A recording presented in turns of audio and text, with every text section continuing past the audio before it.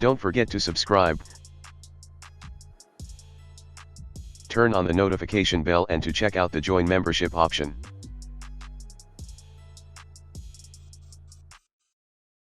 Alright guys, so welcome to this video today, and today, once again, this tower defense game, which we will deal with. And first of all, thank you for your insane support as always, guys. You guys are amazing. On my Discord server about my One Piece game I'm creating, so I'm creating a One Piece game apart from this One Piece game series. And that Discord server is currently blowing up, guys, really. And I really would like to see you in that server as well. And if you consider yourself as a part of this community, then comment #bosses inside of the comments, guys. And don't forget to check out the description for, as I've said, the Discord server of my One Piece game, but also for the link to this tower defense game. So always leave a link to my models or to my uncopylocked games. So if I'm creating a game, which I am in this case, then I'll leave a link to the uncopylocked place, okay, so a place which I'm editing, inside of the description, and you guys are able to edit it, but not to play it, so do not get confused by that. So I see many people complaining about, we have no access to the game or whatsoever, guys, and of course, you should not play it, you should edit it, guys. So that's the point. Alright, so with that being said, let's get into this video, and let's first of all just recap what we already have in terms of this game right here. So many of you have also been requesting a tutorial on a tower shop, tower summon, lobby, match selection, whatsoever, guys, but I will do that in future episodes. So I just want to put the focus on that tower defense game mechanism, so tower placement, making these units right here, making them unique, making unique towers, and whatsoever, guys. So the whole thing around or about matches, lobbies, shops will come at the end. Okay, so this is what we currently have. So we can place a tower right here, and we can upgrade the tower, and this tower changes stats, but still does not change appearance. So we want this tower to change the appearance as well, guys. So that is the next thing we will create today, but we will also work on different attacks. So as you can see, our Zoro right here is just teleporting to the dummies and just hitting them, and we want to change that as well, guys. So that's the plan for today, and in the next episode I will create a new tower, guys, and maybe some of you can imagine which tower I am going to be creating. So the only thing I can say about it right now is that I have made a video on that tower. So of course not calling it tower, but making, I have already made some kind of video for it. He runs survival with dummy 1, so there's the first arrow appearing. Okay, yeah, so it is because, where is it? So everything still works fine, so I don't think that this arrow is that fatal, guys. Can be easily fixed. Alright, so now let's get to work. There we go. So the first thing we want to do is we want to change the tower's appearance. So let's go inside of this tower script right here. And where is it? So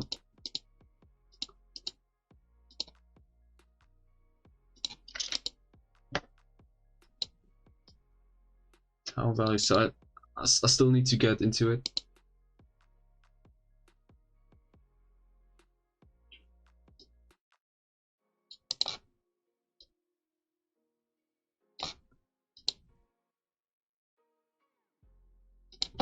Okay, so it seems that, wait a minute, tower thing again.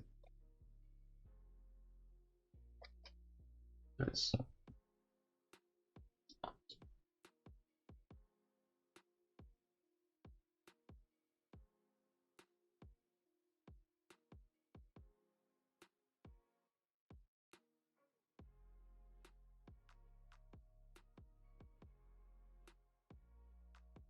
Oh, okay, so it's actually pretty easy.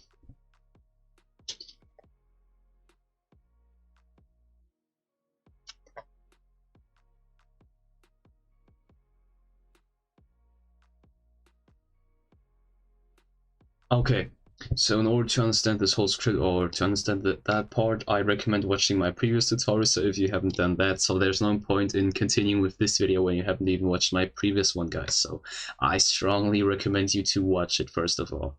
Now, the second thing, which I will do is, so this is of course the upgrade mechanism. This is the place where our player loses cash for upgrading, where our tower gets increased by levels, or is receiving a level up for being upgraded, of course, and where the stats, of course, upgrade.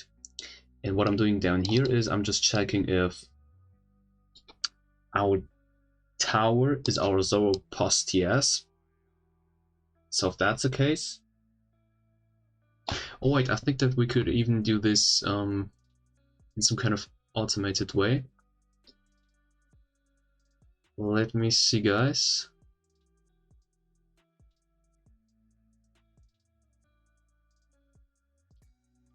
Okay, I think that we could even do this automated. So in an automated way. And in order to do that, let's copy these two things right here and let's get rid of this.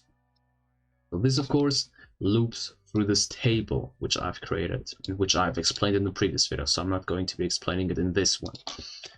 Now let's add these ends right here. If our tower has been found, then we will loop through these things. Now the next thing is that it is looping through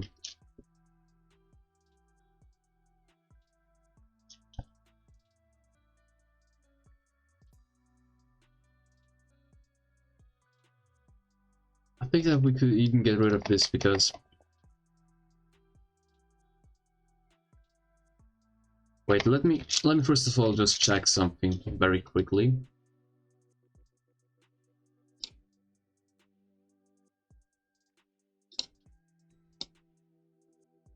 No, wait. There's no need for us to check. So let's just okay.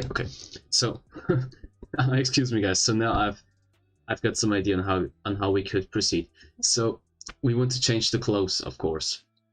So let's first of all select a level at which we want the close to be changed. Let's select level 2, guys. Okay. So now let's add fluff. No, let's say appearance. I think that's the way to write it. Appearance change. And then let's do these brackets again. Okay, so this is some kind of fourth stat we are adding right here, next to damage and attacks per second. And it will not interrupt this part right here, because this one is checking these things, of course, so that as well. So it is checking if these exist inside of the stat tower, and this, of course, does not exist. This does not exist inside of the stats folder, guys. So I've said stats tower earlier, but I meant stats folder. So this does not exist inside of the tower's stats folder, guys. So therefore, it will just get ignored by this part. And down below, we can just easily check for that appearance change. So let's hope that this is the way to write it. If not, then my fault, guys. I'm sorry.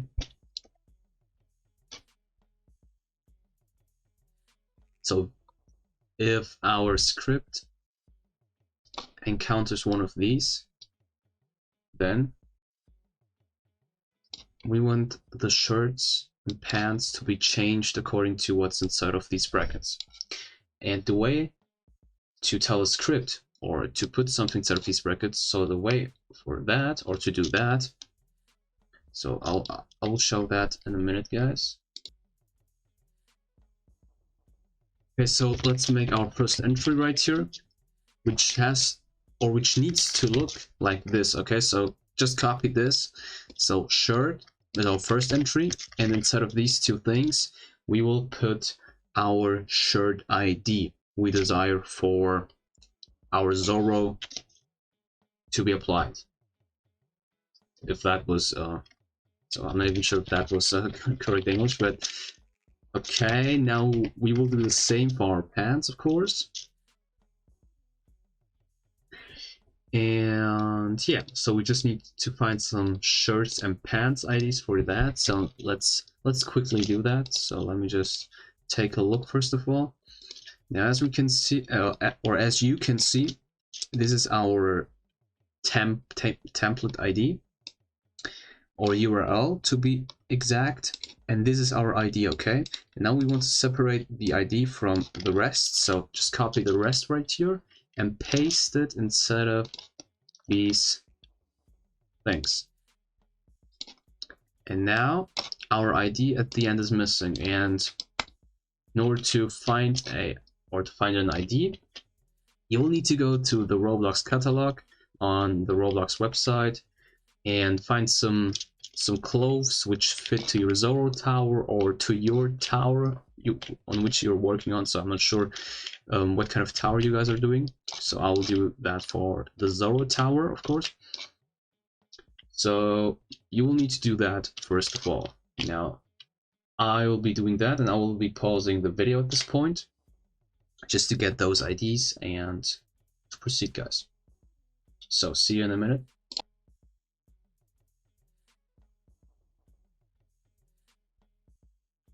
Alright guys, so I have gotten some IDs right here. So two, one for shirt and one for pants, of course. Now just select them and add them sort of here. So I've saved them down here. You can see them. I'll paste them sort of here. And yeah, so the next thing we want to do is go inside of your Zoro tower right here, but I don't even think that this is necessary, because as you can see, we can look for those clothing by checking for the class name. Okay, so we do not need to name them shirt and pants. Okay, so since we have added those things instead of the table, we can now proceed with this appearance change right here. So if our I3 is appearance change, then we want to create a I4 and V4 pairs. I3 do.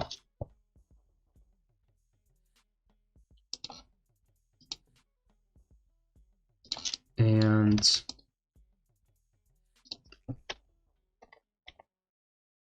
okay, so if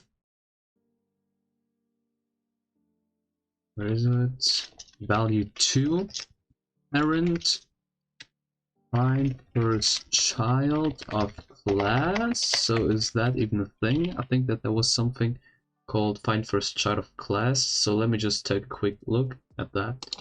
Okay, so it seems that this is actually a thing. So child of class, and then we can just add our I4.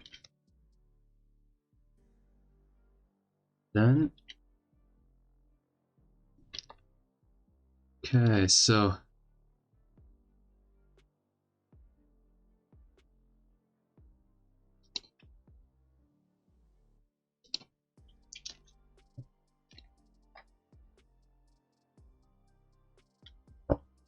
now the thing is, how are we going to access them or access that property? So is there any way to do I4 template V4? So is there any way for that? Because I do not think so. But let's see, guys. So maybe this will work. But so yeah, there we go. What is wrong here? Expected to close.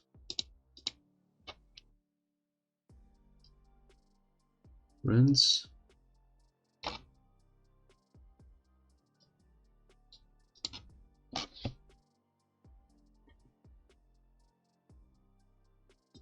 Okay. Tower 1 is not a valid member of.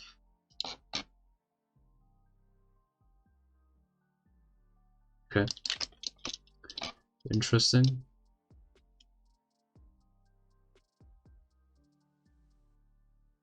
Yep. So it did not work.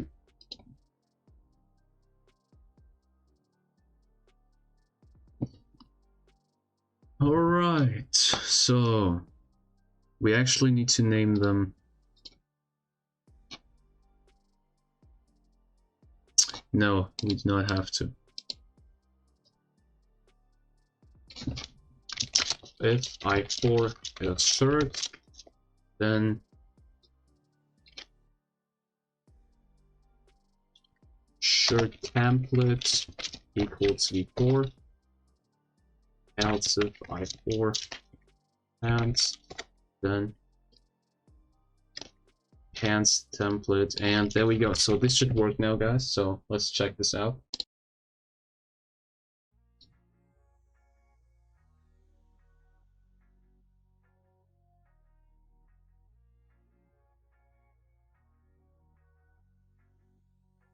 Okay, still says table expected got string. Oh yes, so the issue for that is, of course, we need to write v3 instead of I3. So I think that this was the issue, guys.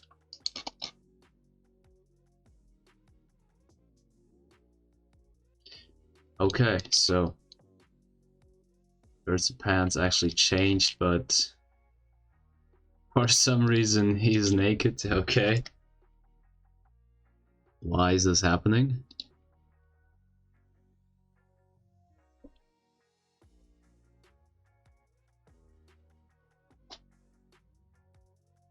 Okay, so we actually need to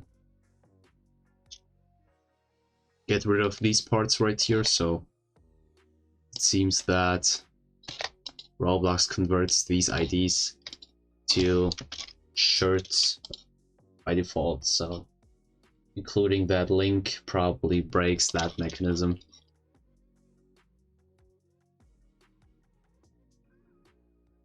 Okay. I think that adding per script breaks it.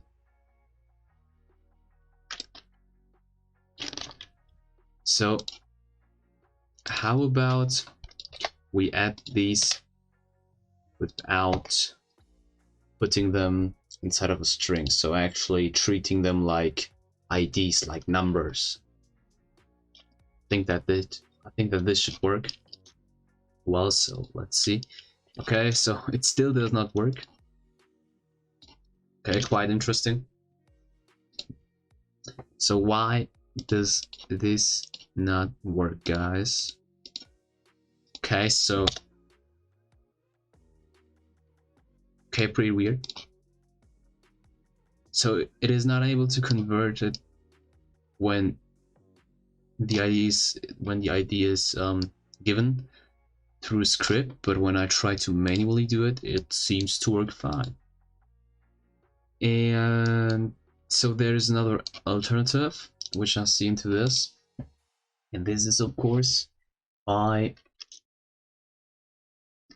where is it? By doing the following. So let's just enter the ID inside of here, then copy this thing and add these two things again, and then just place the ID inside. So this is another alternative. So you need to enter them manually first of all in order to make them like get into this clothing format, I guess, and then just copy them and add them inside of here. So when a script enters it, then everything should work fine because we are entering the converted version of the ID per script and not the default one you get from the catalog. And yeah, so as you can see, this has worked, guys. So there's still another change we can do. So changes apart from the shirt, from the shirts and pants, or from the clothing. So we can also add some hair or add some accessories. And now covering up hair creation inside of this video would be a bit too much, I think. Therefore, I will just copy a hair model of one of my old One Piece games. So I've created a lot of One Piece games, or tried to create them at least, and I have created some hairs for them. And I will just add one of my former hairs from my younger days when I was not that good in terms of modeling. And yeah, so do not blame me for that poor hair, for a poor quality.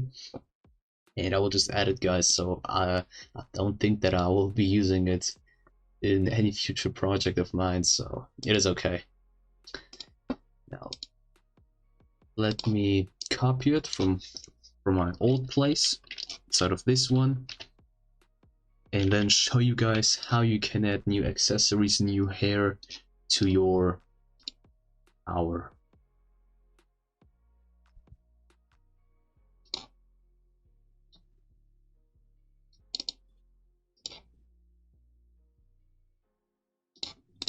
So the place is still loading, guys.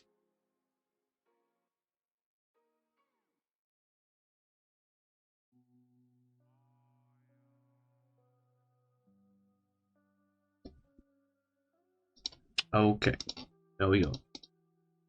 So Zoro hair, and yeah, so it is coming now, so don't blame me. And yeah, so that's the hair. It looks, well, I'm not sure, but I don't like it that much anymore, so it doesn't look that good, to be honest, but it is okay, I guess. So let me shrink it to the tower's head size.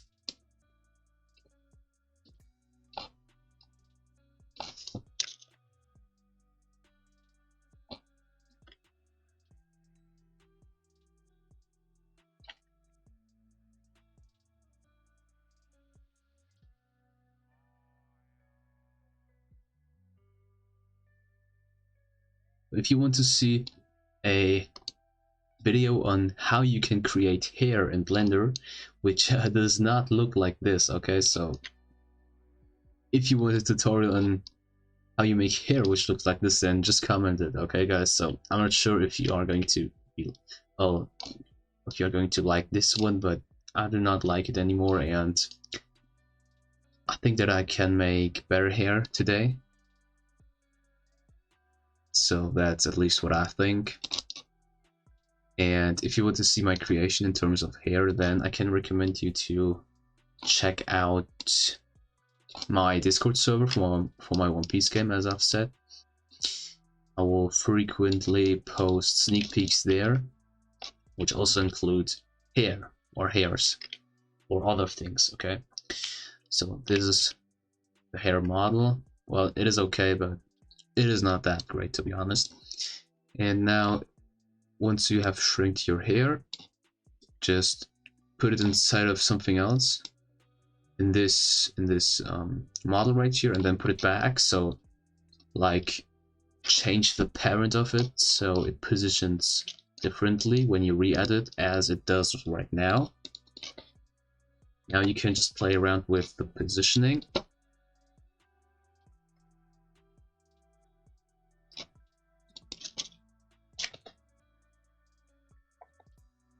Okay, so this is a quite good position, I think. So let's leave it like this. And now let's move this accessory, so make sure that your hair is either inside of a hat or inside of an accessory, okay? So if you do not know what I'm talking about, guys, then please comment and I will make a video on hair creation and explaining you what I mean with using accessories or hats in order to put hair or accessories top of your character or your dummy automatically. So that's what these accessories and hats do as an instance, of course. And yeah, so take this, as I've said, and move it inside of your tower script and call this thing, well, I don't know, Zoro post TS here, so it actually doesn't matter how you call it. And yeah.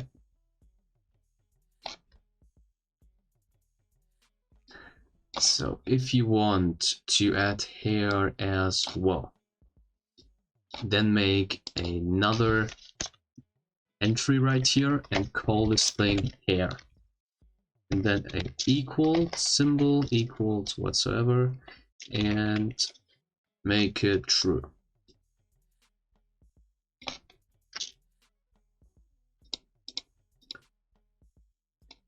And now right here we can do this. So else if, so we are checking for this entry right here. So else if I4 is hair and V4 equals true, then we want to add hair, okay?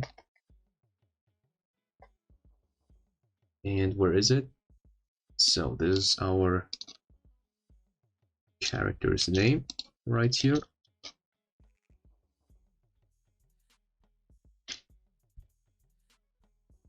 And yeah, so we can now automatically just copy the hair inside of our tower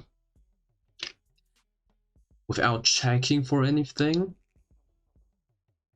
like without checking for if our tower is Zoro or whatsoever, then perform this. So this works this is automated, guys, but there's still some kind of exception which I will show you soon, guys. So after we have created this whole thing about hairs, so local h script find first child value 2 tower value hair, then if h, then local x h, no, we could actually do h clone parent value 2 parent.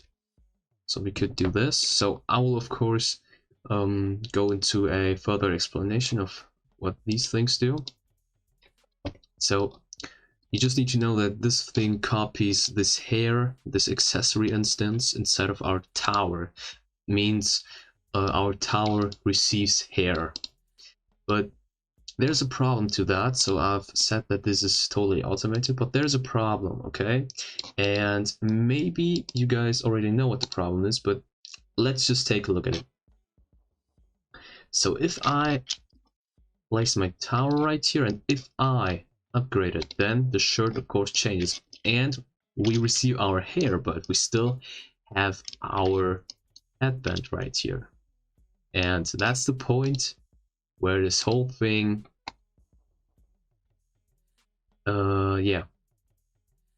is not automated. So of course you can try to make it as automated as possible, and I think that this is actually a point where we need to perform a manual check. So if what is it, value 2 power value is Zoro post TS, then value 2 parent headband destroy. So we manually need to check if this thing, or if this tower we're currently upgrading is our Zoro tower, and if that's the case, then we manually remove the headband. So this is not automated anymore. And yeah, so let's check if this whole thing works. And if it does, guys, then I will explain it to you guys. So then I will explain the code I've just written down there, and then we will finally move on with new attacks. So I will make the attacks adapt to our stats and also change. Okay, so Okay, there we go. Headband is not about number of... Okay. But as you can see, the appearance of our Zoro tower has changed, so he now looks like this. And let me just quickly fix this error. So the issue that we are checking for, we're checking if the tower we're currently editing is our Zoro post TS tower, and we are inside of a loop, means this will loop through multiple times, and of course while looping the tower we're editing will not change to, or will suddenly not change to another tower, so of course it will stay to Zoro. And in order to prevent this error, so this error is being caused because this check of course passes so that was the word I'm looking for, so it passes every time.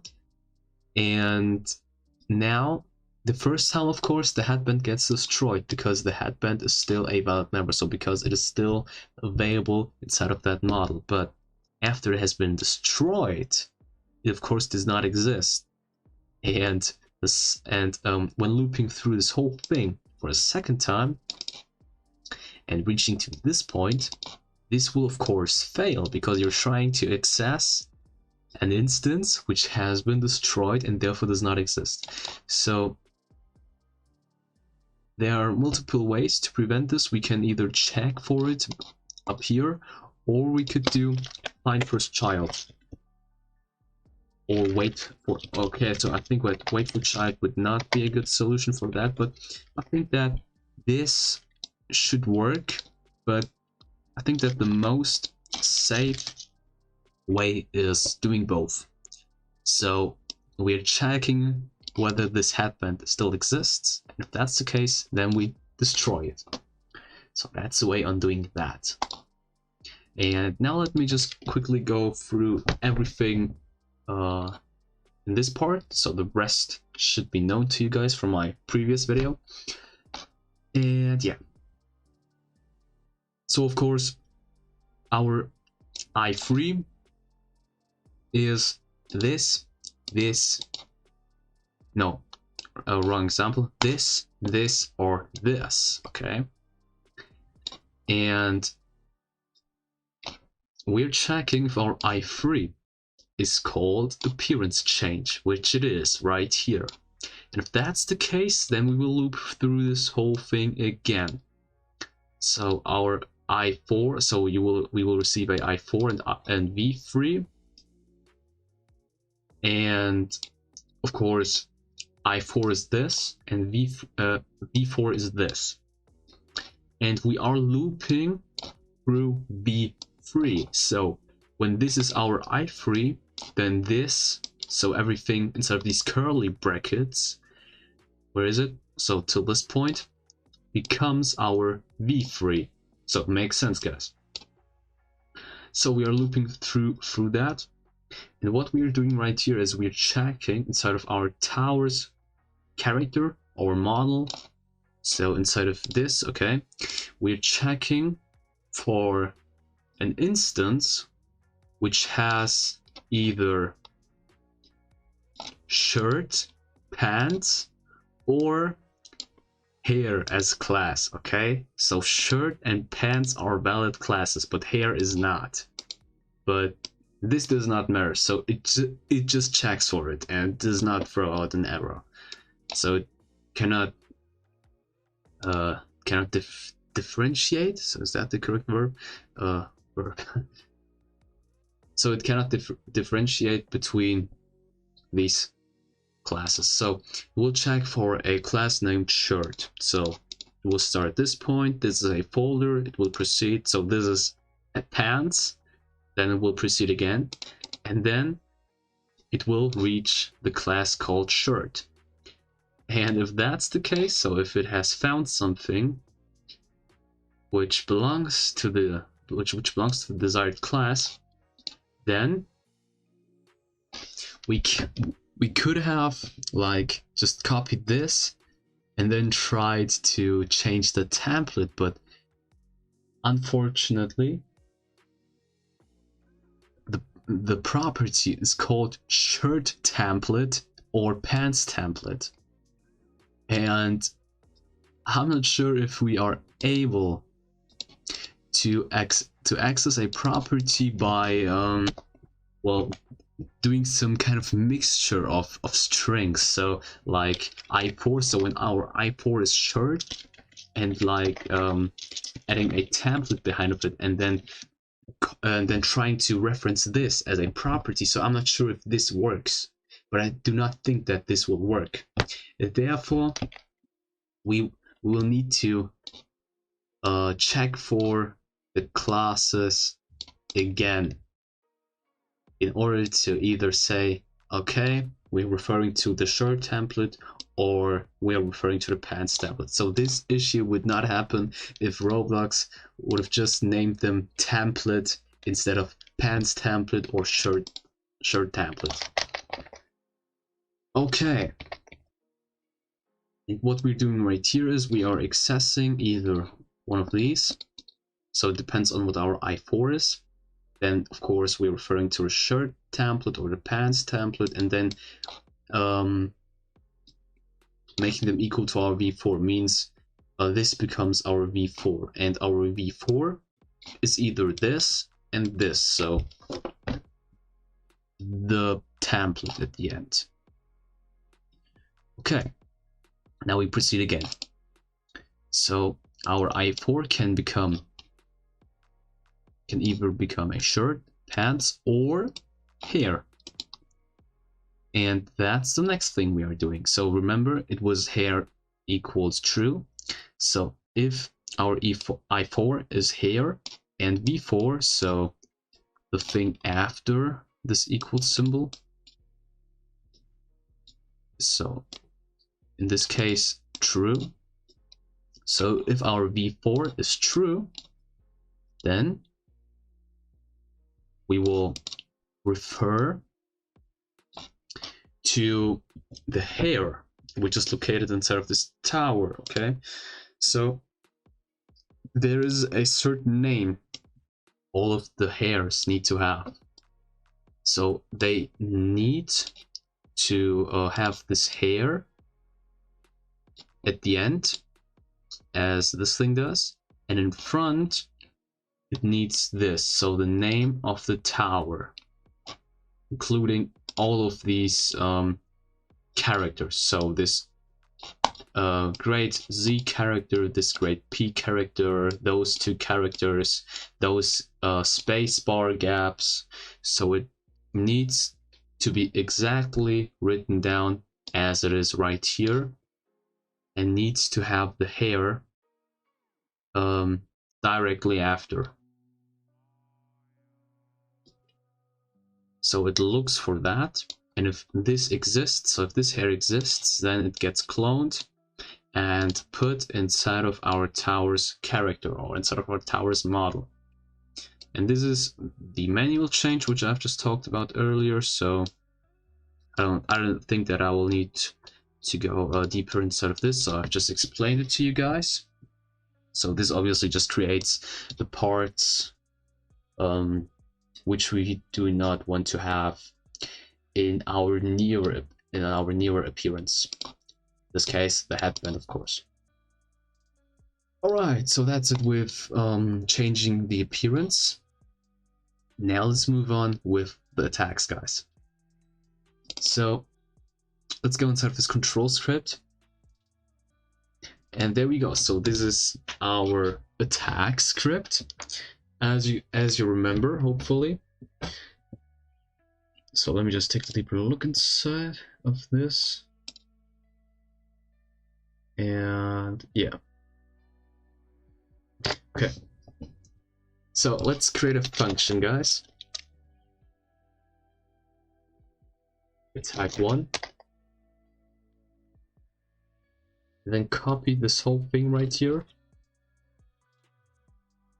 Okay, so units. Add this units. So let me just do it first, and then I will explain it to you guys. So add units as an argument. Then you can delete this. And if script, no, we can actually define a new variable for that. So where is it? Tag local stats script parent stats or stats app. So this is a new variable which refers to our stats folder. So script parent stats, and if stats app level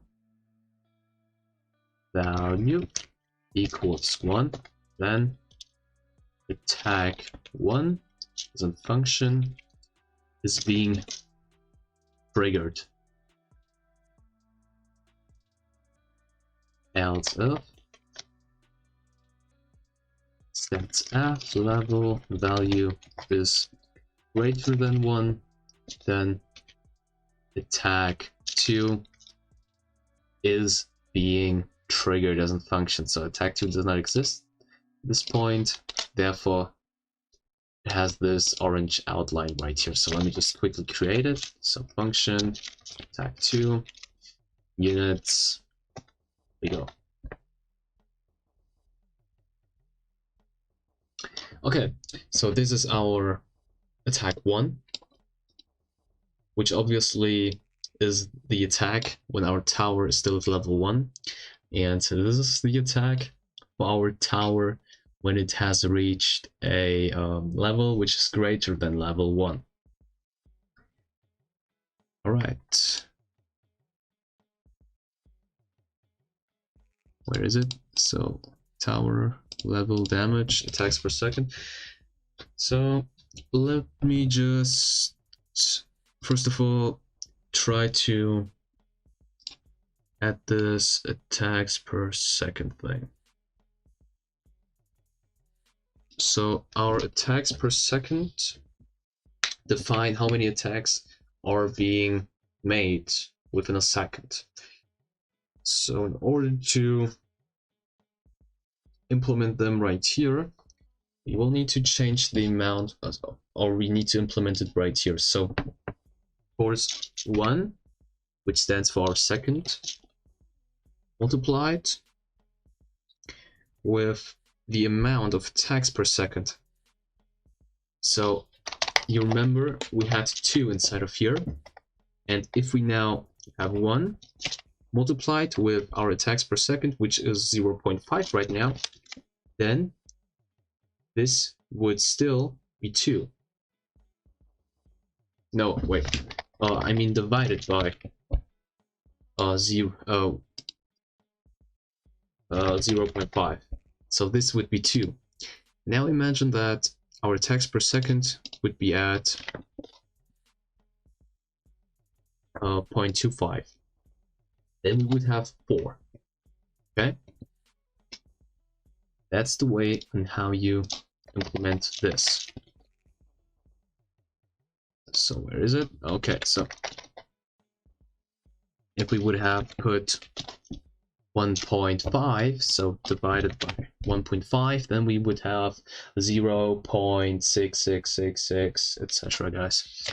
So I just wanted to show you that. Now let's actually implement that. So we need to refer to our stats folder again, then attacks per second, and then value.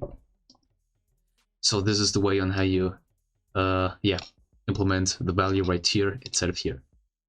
Okay.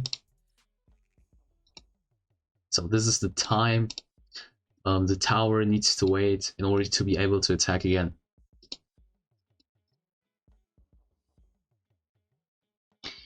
And yes, so another change I want to make is right here. So with every attack, a unit gets destroyed, and I don't think that this is a good idea.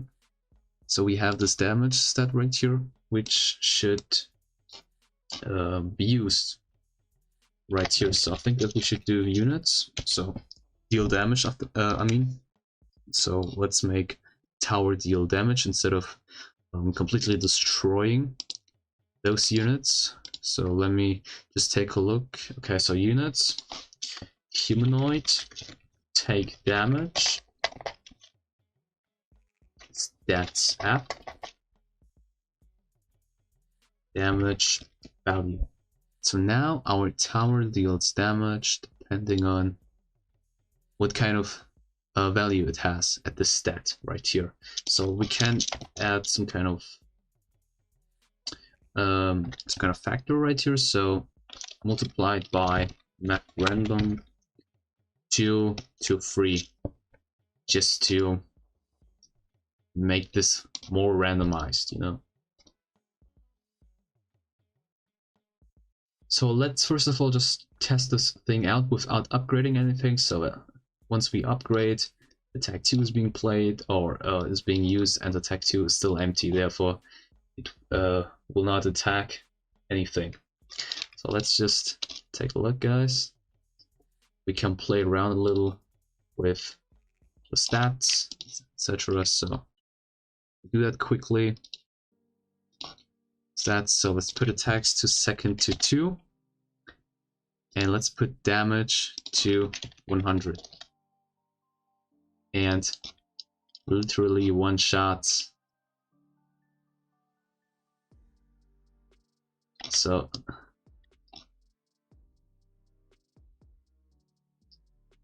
right, okay, so there is okay, so I see an issue with that. Okay, interesting. So let's get back to this control script right here. So everything has worked fine so far. So this has worked as well. But we need to clear up the units once they have died. So this is pretty important. Units, humanoid, died, connect, function, and then units destroy. So we want to do that, of course. Otherwise, they just stay around here. So they're dead. They have fell apart, and our tower still focuses them for whatever reason. And this is not what we want to do. All right.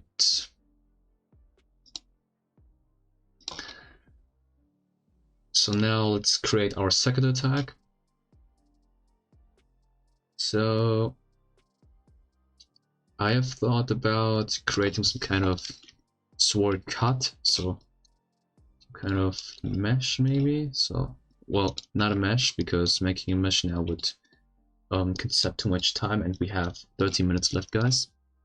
So I want to finish the whole topic around the Zoro tower already. So you guys probably want to see not more cool towers. So maybe I don't know.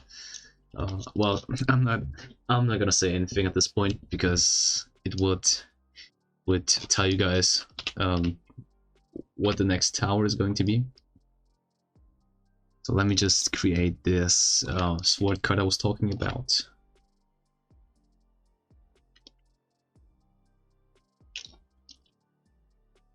I'm going to be making a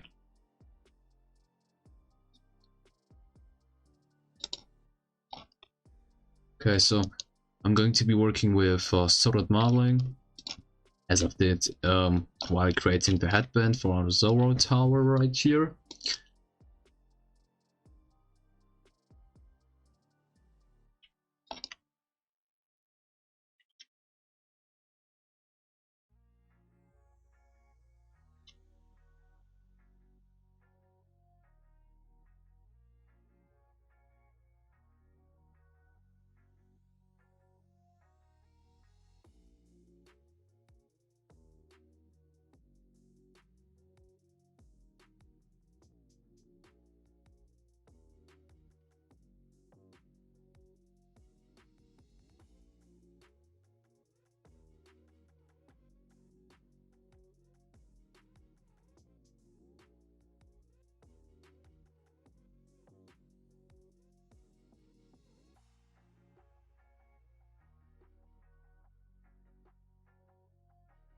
So this is probably gonna look pretty awful.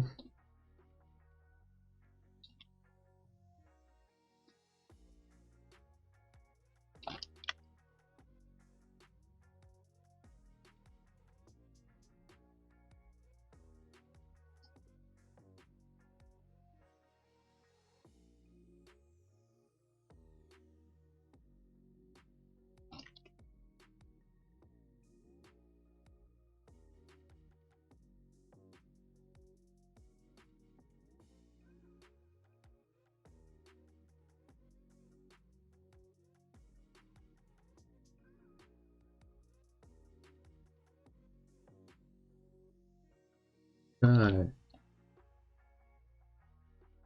So there's still a lot of things need to change about this.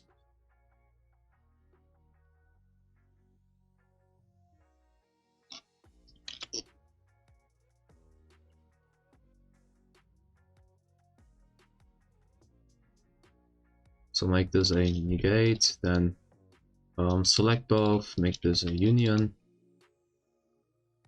And yeah, so I could have used Blender just to make this mesh, but do not have that much time left, guys. Come on.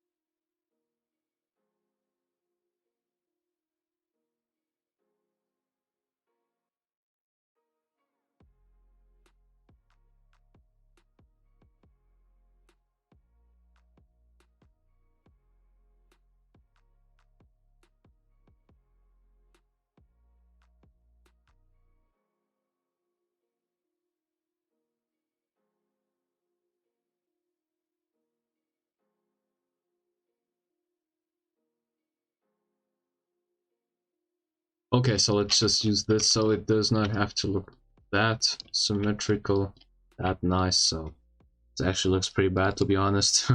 But let's just use it, guys. So it doesn't need to be that good, to be honest. So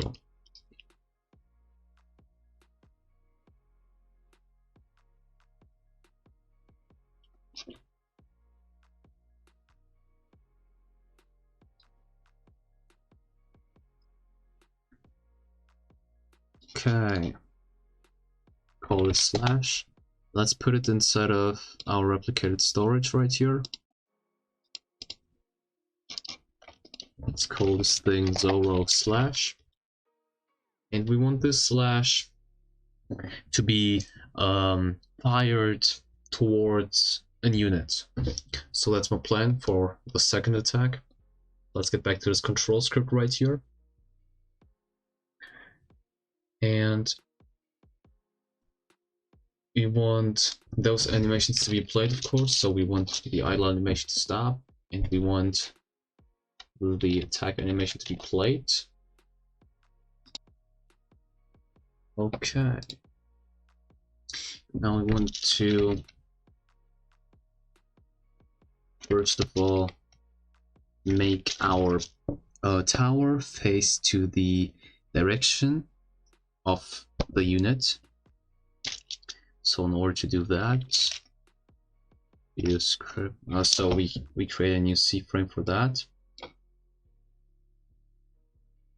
and then the first argument is going to be the humanoid root parts position, so our player's position, and the second thing is going to be the unit's humanoid root part C frame, and then we will do script parent, so we are referring to the tower's character, to the tower's model whatsoever, then set prime part C frame to new C frame. So that's on how you make the tower turn. Wait, oh my god, what just happened, guys? So come on.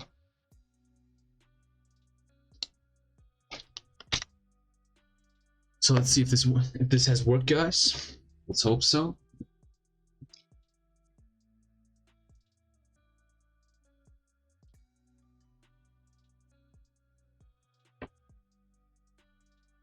Also, I still need to buy those upgrades. Okay. Vector free expect to get C frame. Okay. Oh, so we need to Yeah, so that's the reason. So I need to correct myself. So not a C frame. Oh, we're looking for the position, of course.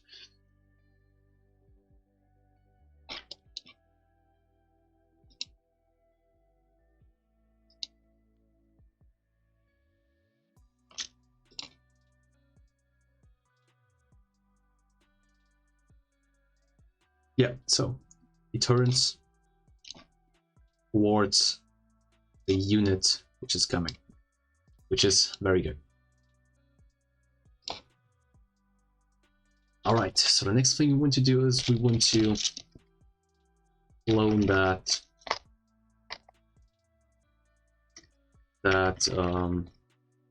slash part we've just created. So we are referring to the replicated storage. Then wait for child Zoro slash. Okay, Zoro slash. And clone.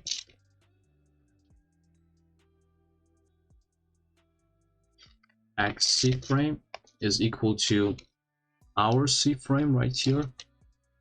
So our human root port C frame. And now, so this is how you clone that slash thing, and now we want to make it fly towards our unit. And for those purposes, I will use a buddy position. Let's create a buddy position. Instance new. Buddy position inside of our X, so our X is our slash. Then VP stands for buddy position, so this is a variable, of course. VP max force, vector 3, new, map huge, of course, map huge, and map huge. And now the position to which it will fly or float to, which will be our unit's position, so our unit's humanoid root part position, of course. And yeah. Now we can do if no, or we just,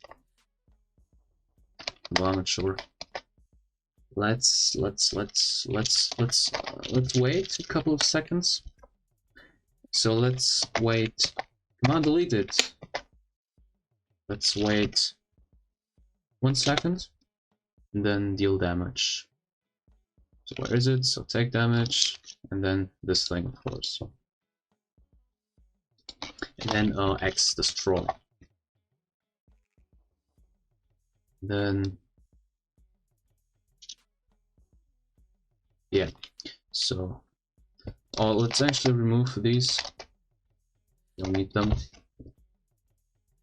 And yeah, so let's check if this whole thing works, and if it works, then I will explain it to you guys in detail, and then end the video.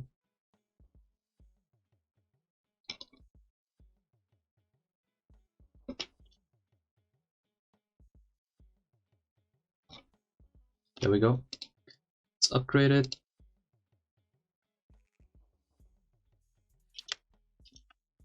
Okay, so it receives damage, but why isn't this thing getting cleared up?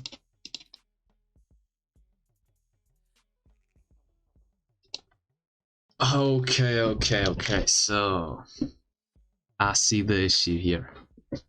So the first issue is that we will need to add this, of course. So let's add it quickly. The second issue is that we need to parent this to the workspace. There we go.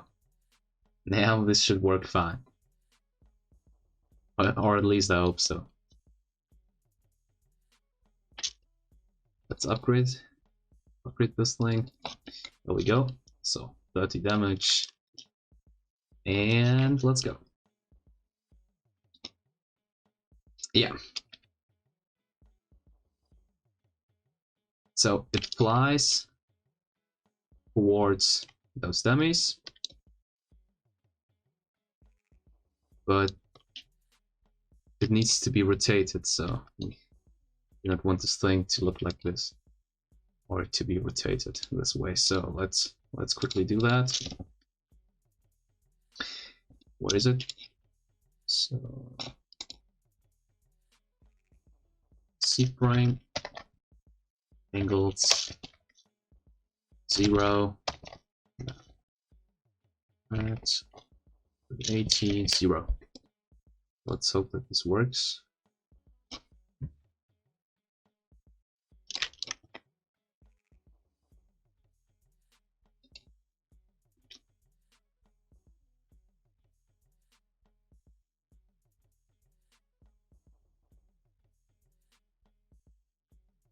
Okay.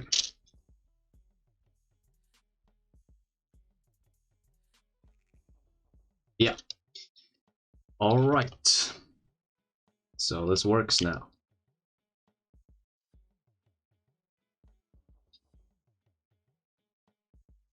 Yeah. There we go, guys.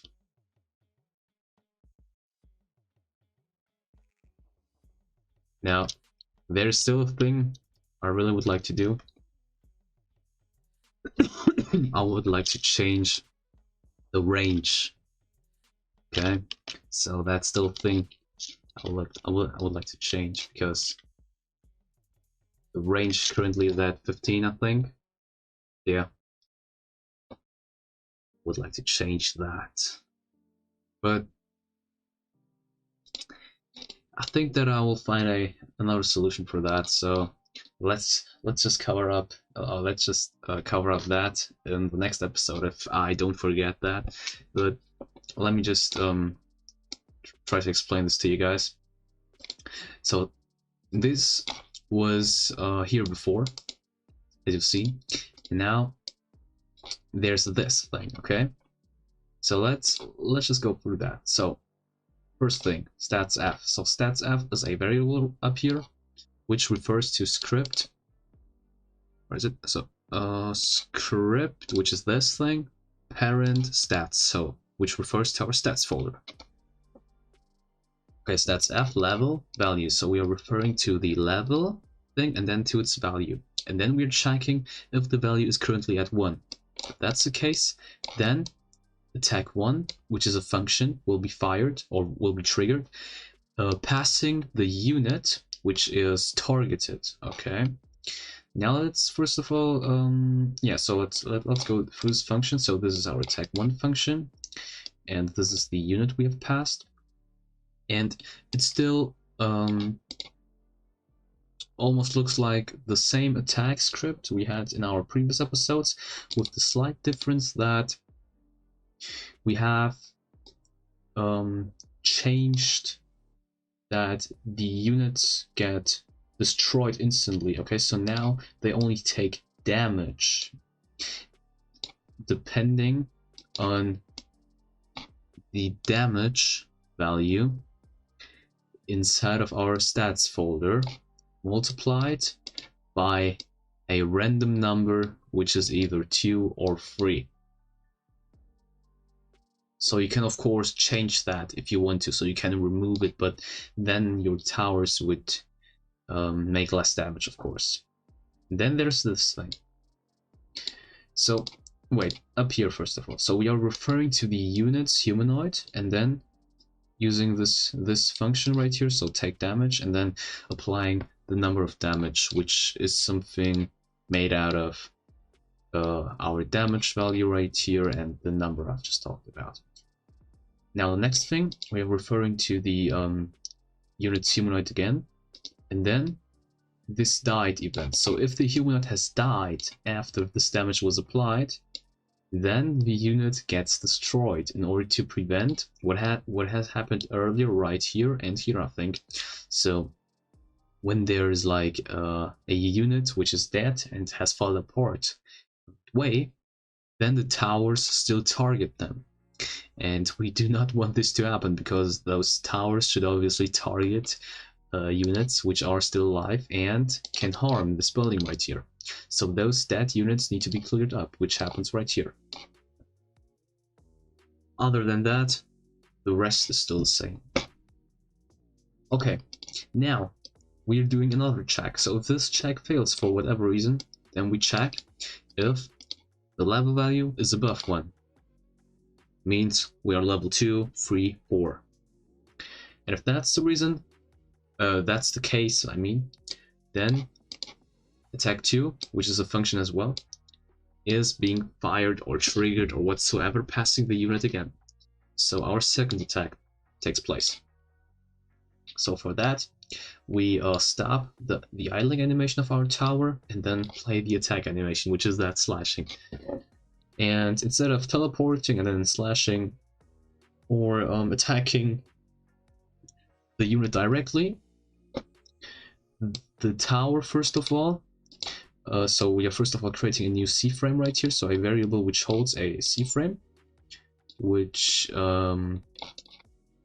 is made out of our towers, so script parent humanoid root part position as the first argument, and then the second argument is our units humanoid root part position. And then we are setting the tower's character or the model.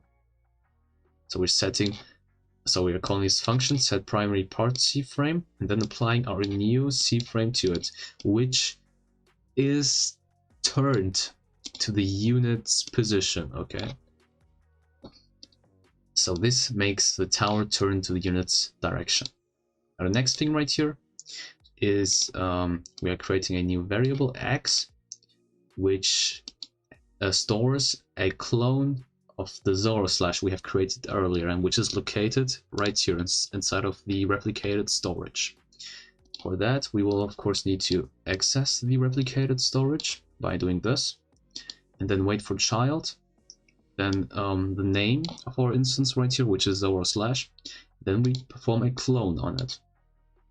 Then we parent this to the workspace, so we put it inside of the workspace to make it clear to you, and then we are setting the C frame to our humanoid root part, so to our script.parent, so to our towers humanoid root part C frame, so it means that it spawns inside of our tower, then multiplied by C frame angled, so we just turn it by 180 degrees to make that sharp side of the cut face to the unit's direction.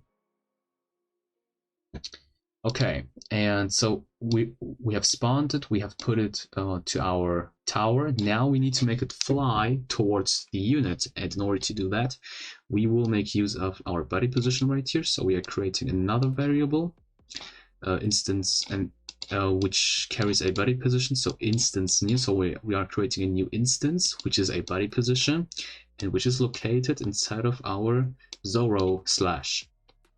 So the max force of course needs to be math.huge, so pretty high, pretty intense. And then the position, so the position to which it flies to in this case. Okay, so body position can be used for various things, but in this case, the position to which the Zoro slash should fly to, which is our unit's humanoid root part position, so our unit's position.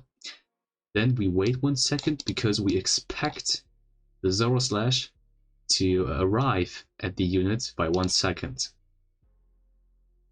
And after this 1 second has passed, we will of course deal damage as we did above, then clear up the unit in case it has died because of our damage.